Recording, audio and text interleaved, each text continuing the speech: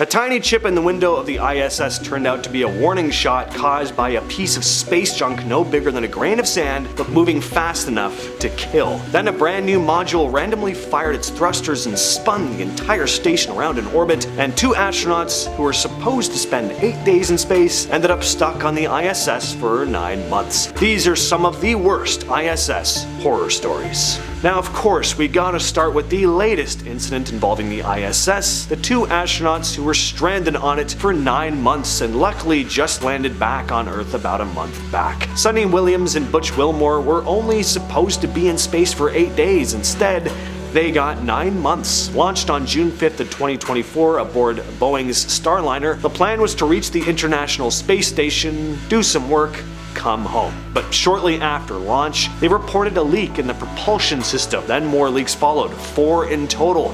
5 thrusters failed. Not exactly the confidence you want on your ride home.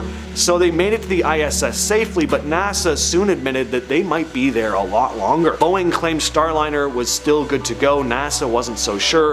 A former NASA official told the press they were only, quote, kind of stuck, and had plenty of supplies and work to do. Comforting. By November, the pair were spending Thanksgiving in orbit. "We have a bunch of food that we've packed away, that's Thanksgiving-ish," Sunny said. All things considered, they were doing pretty well up there though. I mean, they're professionals. They're trained to deal with the curveballs that come with space travel, as terrifying as they may be. But their families weren't so chill, understandably, and there were lots of people speculating online at the time that maybe these astronauts weren't coming back. It was pretty scary. Finally though, on March 18th of 2025, after 288 days in space, they came back on SpaceX Dragon, hauled out on stretchers, back to gravity, and a whole laundry list of medical tests. As of right now though, they're doing just fine. October 11th, 2018, the Soyuz MS-10 was supposed to be a routine mission in the ISS. There were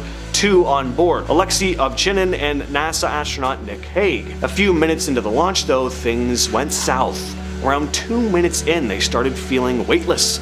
That's not supposed to happen that early. One of the rocket boosters had failed to separate properly. When that happens, you've got a serious problem. The rocket can't continue like that. It's off balance and can't stay on course. But Soyuz has a backup plan built in, a launch escape system. It's like an ejector seat for the whole capsule. Well, it kicked in, detaching the crew module from the rocket and firing it away at high speed. That escape system worked exactly how it was supposed to, but that doesn't mean it was smooth sailing.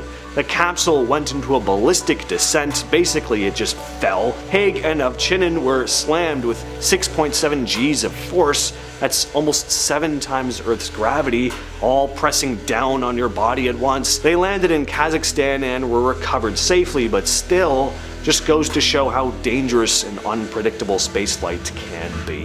There's a spot on the ISS called the cupola. It's a little dome made mostly of windows where astronauts can look out at Earth and control robotic arms.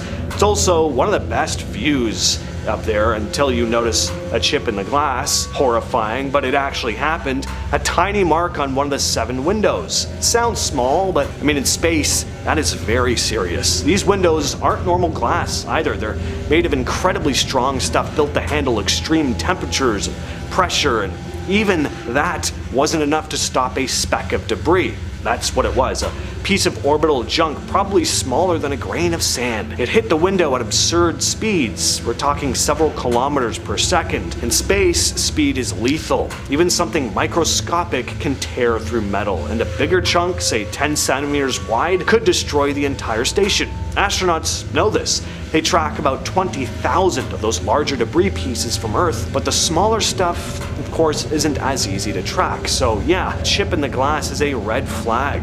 What if that was a 5-centimeter piece? What if it hit an astronaut on a spacewalk? That's not a bruise, that would be a hole straight through you. So here's something you really don't want when you're orbiting Earth at 17,000 miles per hour. A Russian missile test accident. Back in November of 2021, Russia decided to blow up one of their own satellites, Kosmos 1408, as part of an anti-satellite weapons test. Well, Cosmos 1408 exploded into over 1,800 pieces of debris, and that's not counting the thousands of smaller bits too tiny to track but still capable of tearing through metal. The crew aboard the ISS, which was 7 at the time, were immediately told to hunker down in their escape capsules. Mission Control had them seal off sections of the station and get into protective gear. The thing is, this debris cloud wasn't a one-time pass. Because of the way orbits work, this junk swung by the station every 93 minutes. Imagine just sitting in a tin can with this cloud of shrapnel whipping past you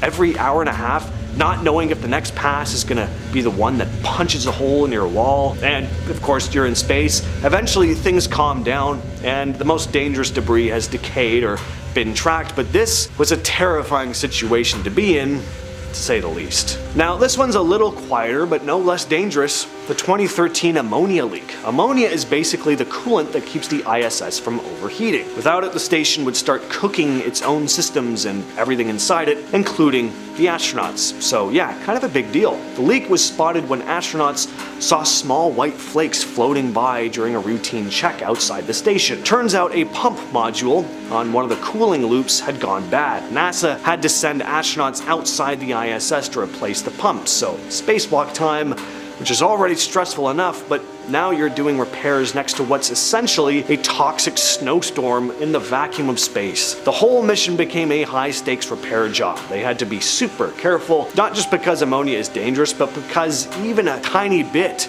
if it got into the station or the suits, it could be deadly. Thankfully, the astronauts got the job done and everything went back to normal, but it was a reminder that even the station's plumbing can turn into a full-blown crisis. On the 6th of June 2018, the Soyuz MS-10 mission launched. 3 astronauts, including a Russian commander and 2 flight engineers, 1 American and 1 German, were sent to the International Space Station. For a couple months, things were pretty routine as it gets when you're floating hundreds of miles above Earth. Then, on the 29th of August, in the middle of the night, Mission Control sent the crew a message. There was a small but noticeable drop in air pressure. That meant something was leaking. Turned out there was a tiny hole, just 2 millimeters wide, in the orbital module. Now, 2 millimeters again, that sounds small, but in space, that's a very big deal. Air doesn't last long when it's seeping out into the void. The crew managed to find the hole and sealed it up with tape and resin. The leak stopped, but then came the big question. How did the hole get there in the first place? Well, what made this even creepier is that the hole looked like it had been drilled from the inside. Not from space debris, not a manufacturing flaw. It looked like someone drilled it on purpose. Things got really messy when the news of this broke. Russian officials started accusing NASA of sabotage. One Russian tabloid even claimed that the American astronaut did it after a failed romantic relationship with another crew member. Obviously, that's never been proven, but the whole thing turned into a complete PR nightmare. And to this day, no one really knows what the hell happened. SpaceX CRS-7 was supposed to be a routine cargo mission to the International Space Station. There was no crew on board, just supplies and experiments. It launched on June 28th of 2015, riding on a Falcon 9 rocket. At first, everything looked normal. But just 139 seconds after liftoff, a white puff appeared near the rocket's second stage. Moments later, the whole thing broke apart in midair. The Dragon capsule, which was carrying all the cargo, actually survived the explosion and was thrown clear. But it hit the ocean and was destroyed because the parachutes never deployed. Why? The software hadn't been programmed to handle a breakup like that. If it had, the capsule might have been saved. An investigation found that a single piece of metal, a steel strut, had failed. This strut was supposed to hold down a high-pressure helium tank inside the liquid oxygen tank. When it broke, the helium rushed into the tank and caused it to rupture. That's what led to the explosion. No one died because, again, it was thankfully an uncrewed mission, but it was still a huge setback and shows how something as small as a faulty bolt can bring down an entire rocket. Space travel might look sleek and futuristic, but it is still full of risks. Next up is the infamous space snake. Now, before you roll your eyes at this one, this story does come from Story Musgrave, one of the most accomplished astronauts NASA's ever had. The guy is a genius with 6 degrees, a decorated career, multiple missions under his belt. Not exactly the kind of person you'd expect to start making up space cryptids. According to Musgrave, he saw a snake-like object in space, not once, but twice.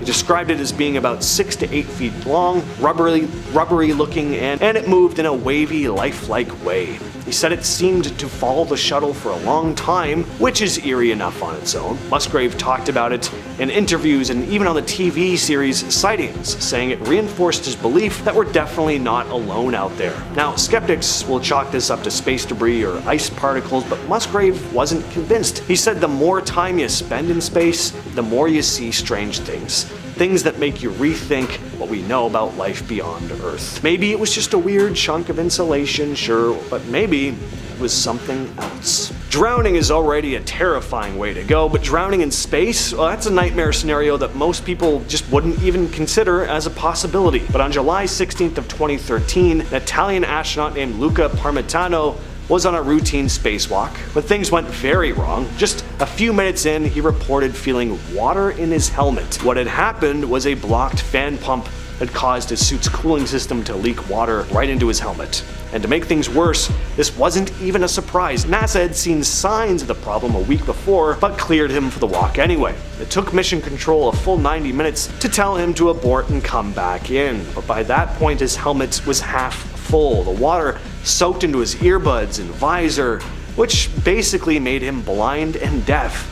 So he had to just feel his way back to the airlock completely by memory. That is the most terrifying thing about this whole story. If he'd gotten turned around out there, he probably wouldn't have made it back. Luckily, of course, he did, but this incident led to serious changes in safety protocols. On July 29th of 2021, Russia's Nauka module finally docked with the International Space Station after years of delays and complications. Everything seemed fine at first, the docking was successful, and the crew started prepping to open the hatches, but a few hours later, things went bad. The onboard computer experienced a glitch, which caused its thrusters to unexpectedly fire. This pushed against the ISS and caused the entire station to start rotating out of position. It was enough to throw the station almost half a rotation before controllers on the ground managed to counter the motion using thrusters on another module. Thankfully, the crew wasn't in immediate danger, but the situation could have been far worse. In space,